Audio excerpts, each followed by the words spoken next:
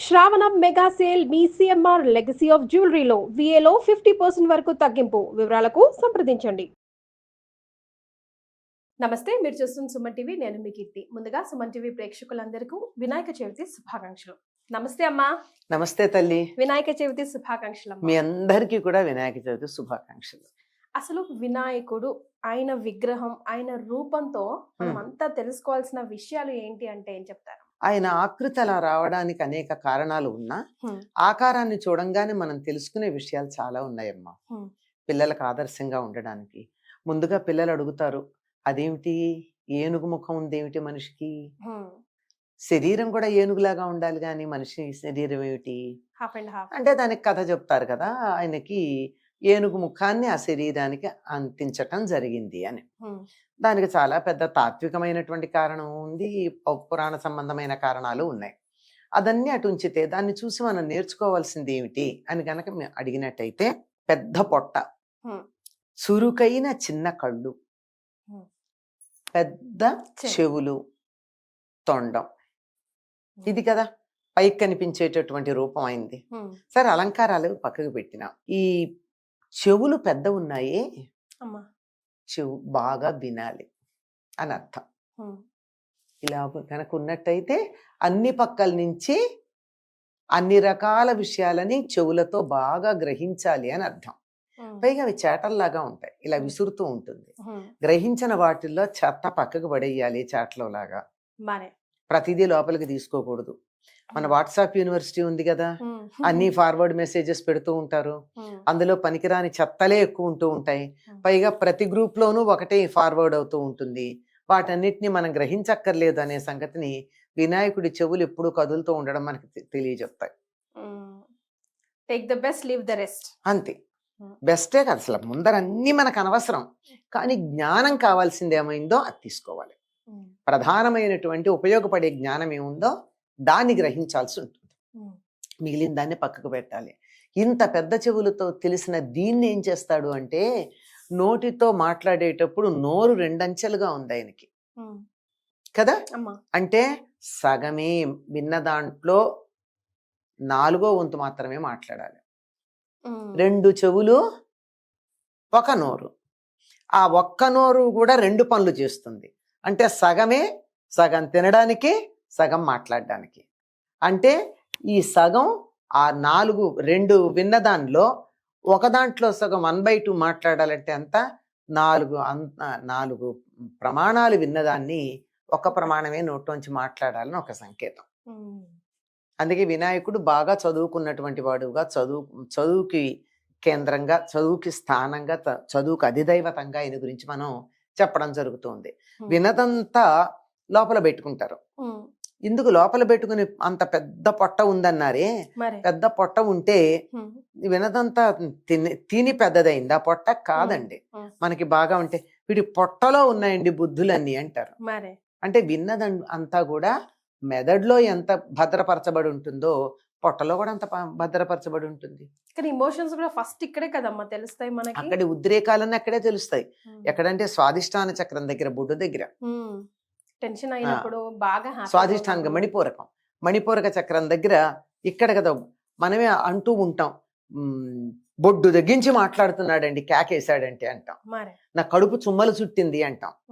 అంటే అక్కడి నుంచే వస్తాయి అవన్నీను, ప్రేరణ అక్కడికి వస్తుంది. కనుక అంత పెద్ద పొట్ట నిండా ఉండే అక్షరాలే బుద్ధులే, చదువులే.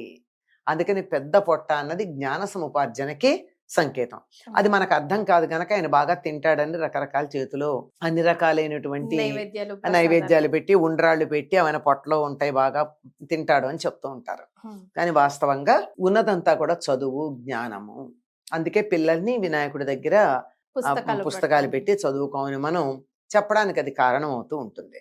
ఇంకా నోరు దగ్గరికి వచ్చేటప్పటికి ఆయనకి 2 అంచెల్లో తింటాడు, 1 అంచెలో తినడు. ఇప్పుడు ఇలా ఉంది కదా, నోటి దగ్గర నుంచి పై పెదవేమో ఇలా ముందుకొచ్చి పూర్తిగా తొండం లాగా ఉంది. ఈ తొండమంతా పై పెదవి, అడుగున ఒకటే ఉంటుంది కింద పెదవి. ఎలా తీసుకుంటాడు ఆయన? ముందు తొండంతో తీసుకుని తర్వాత నోట్లో పెట్టుకుంటాడు. అంటే మనం చేత్తో తీసుకు పెట్టుకున్నట్టు. అది. ఇంకొకటి ఏమిటంటే, ఆ తొండం ఇలా ఉండడం వల్ల పెద్దల దగ్గర ఎలా మాట్లాడాలో మనకి సంకేతం. మీరు గమనించండి, పీఠాధిపతులు వాళ్ళ దగ్గరికి వెళ్ళినప్పుడు ఎవరైనా సరే ఇలా పెట్టుకుని మాట్లాడతారు. అవును. వీలైతే ఒక వస్త్రం ఇట్లా పెట్టుకుని మాట్లాడతారు. అంటే మనం మాట్లాడుతూ ఉన్నప్పుడు మనకి తెలియకుండాగానే సన్నని తుంపర్లు రావచ్చు నోట్లో నుంచి. లేదా మనం మాట్లాడుతున్నప్పుడు గాలి వస్తుంది, గాలి వదిలేటప్పుడు మాట్లాడేది ఎప్పుడు, గాలి వదిలేప్పుడు కదా. గాలి వదులుతున్నాము అంటే వదులుతున్నటువంటి గాలి వాళ్ళకి తగలచ్చా? తగలకూడదు. అందుకని ఇట్లా పెట్టుకు మాట్లాడతారు. వినాయకుడి దగ్గర హ్యాపీగా ఆయన ఎప్పుడు ఇలాగే ఉంటుంది. ఆయన ఏం మాట్లాడినా చక్కగా నోటికి చెయ్యడ్డం పెట్టుకున్నట్టు, దాన్ని కరము అని అంటారు. తొండాన్ని చేతికి చేయడ్డం పెట్టుకున్నట్టు కరం ఇట్లా పెట్టుకుని చేయడ్డం పెట్టుకుని మాట్లాడతాడు. అది వినాయకుడి నుంచి చూసి నేర్చుకోవాల్సింది. ఇంకా కళ్ళు ఎలా ఉన్నాయి ఆయనకి? తీక్ష్ణంగా ఉన్న చిన్న కళ్ళు ఉన్నాయి. మనకు కూడా ఏదన్నా బాగా నిశితంగా పరిశీలించాలంటే ఇట్లా కళ్ళు పెద్దవి చేసి చూడం ఏం చేస్తాం, కళ్ళు చికిలిస్తాం. ఆ చికిలించినటువంటి కన్ను ఏమిటి? తీక్ష్ణమైనటువంటి చూపుకి సంకేతం. చిన్న కళ్ళు ఉన్నాయి కదా, అవి తీక్ష్ణమైనటువంటి చూపుకి, అంటే సునిశిత దృష్టి, సూక్ష్మ దృష్టి అన్నదానికి కళ్ళు, విషయాన్ని సేకరించటం, అక్కర్లేని దాన్ని చెరిగి అవతల పారేయడం అనడానికి పెద్ద చెవులు, వినయంగా పెద్దల దగ్గర మూతి మూసుకుని ఉండడం అనేటటువంటి దానికి తొండం. ఇవన్నీ సంకేతం. జ్ఞానం అత్యధికంగా కలిగి ఉండడానికి సంకేతం పెద్ద పొట్ట. ఇంకోటి ఏమిటంటే ఆయన వాహనం ఏమిటి? మూషికం. మూషికం. ఈయన ఆకారం ఎంత, దాని ఆకారం ఎంత? అదే కదా.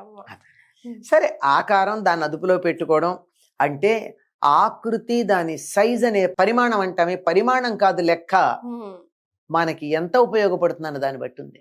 ఇంత పెద్దది ఉండి కదల్లేంది ఉండే దానికన్నా ఇంత చిన్నదైనా వేగంగా తీసుకెళ్లేది ముఖ్యం కదా. అలాంటిది. అంతేకాకుండా అక్కడ తెలియజెప్పేది ఏమిటంటే, ఈ మూషికాసురుడు అన్నవాడు ఓడున్నాడు, వాడి మీద యుద్ధం చేశాడు, యుద్ధం చేసి గెలిచాడు వినాయకుడు. గెలిచి చంపాడు వాడిని, తనకి వాహనంగా చేసుకున్నాడు. అంటే శత్రువులని కూడా తనకి సేవ చేసేట్టు చూసుకోవాలి. అది తెలివి. చంపి పారేయడం కాదు, వాళ్ళు మనకి సేవ చేసేటట్టుగా, మన కాళ్ళ దగ్గర పడి ఉండేటట్టుగా, మనకి ఉపయోగపడేటట్టుగా శత్రువులను కూడా మలుచుకోవడం అన్నది ఉంది. ఇది వినాయకుడి ముందు ఉండేటటువంటి ఎలుకకి సంకేతం అమ్మా. కానీ నమ్మడం, శత్రువుని నమ్మడం కూడా ఒక గ్రేట్నెస్ కదమ్మా. అదుపులో పెట్టుకోమన్నారు, నమ్మడం కాదుగా. నమ్మేసి పెత్తనం ఇచ్చాడా? కళ్యాలు తన చేతిలో ఉన్నాయి, అది ఎట్టా చెప్తే అట్లా ఉండాలి. అదుపులో పెట్టుకోవాలి. అది అదుపులో పెట్టుకోకుండా నమ్మేసి కళ్యాలు అతని చేతికి ఇవ్వడం కాదు, ఇంటి తాళాలు ఇవ్వడం కాదు, అదుపులో పెట్టుకోవడం. వినాయకుడు తన ఆకారం గురించి ఎప్పుడు బాధపడినట్టు ఎక్కడైనా చరిత్రలో రాసుందమ్మా? ఎందుకు నన్ను ఇలా చేసేసారు, నాన్నగారి వల్లే నేను ఇలా అయ్యాను, నేను ఎందుకు ఇలా ఉండాలి అని అప్పుడు చంద్రుడు నవ్వినప్పుడు గాని కుసింత కూడా బాధపడలేదమ్మా? బాధపడాల్సిన అవసరం ఏముందమ్మా? ఏది ఇప్పుడు అందము ఆకారము అన్నవి మనం పెట్టుకున్నటువంటి కొలతలు గాని ఎవరో చెప్పింది కాదు కదా. భారతదేశపు సౌందర్యానికి ఆఫ్రికా దేశం వాళ్ళ సౌందర్య ప్రమాణాలకి తేడా ఉందా లేదా? వాళ్ళ ప్రకారం అందగత్తలంటే మన దేశంలో బాబోయ్ అనుకుంటాం. మనం చూసి వాళ్ళు ఏమిటి, వీళ్ళు ఇలా పేల్గా సన్నగా ఇలా ఉన్నారు అని వాళ్ళు అనుకుంటారు. అంచేత అందము ఆకృతి వీటికి సంబంధించినవి వ్యక్తిగతమైనటువంటివి లేదా ఆయా సమాజాలకు సంబంధించినవి తప్ప అందరం దాని గురించి బాధపడాల్సినటువంటి అవసరం లేదు. లావుగా ఉంటే అందంగా ఉంటారని ఎవరు చెప్పారు? అంటే మరి మనిషి ఆకారం కొంచెం, జంతువు ఆకారం కొంచెంగా అట్లా అవ్వాల్సి వచ్చింది కదా.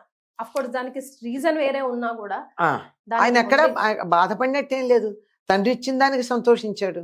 అప్పటి వరకు తల్లితో మాత్రమే, తల్లి వల్ల మాత్రమే తన శరీరం వచ్చింది. ఇప్పుడు తండ్రి శిరస్సు పెట్టాక తల్లి తండ్రి కలిపినటువంటి శరీరం తనకి లభించింది. అది పూర్తిగా తల్లిదండ్రులు ఇద్దరి యొక్క వారసత్వం ఉండడానికి కారణం. సో వినాయకుడు ఆకారం గురించి మనం కొంచెం విభిన్నంగా ఈ రోజు అనంతలక్ష్మి గారితో తెలుసుకున్నాం. థ్యాంక్ యూ సో మచ్ అమ్మా. నమస్తే.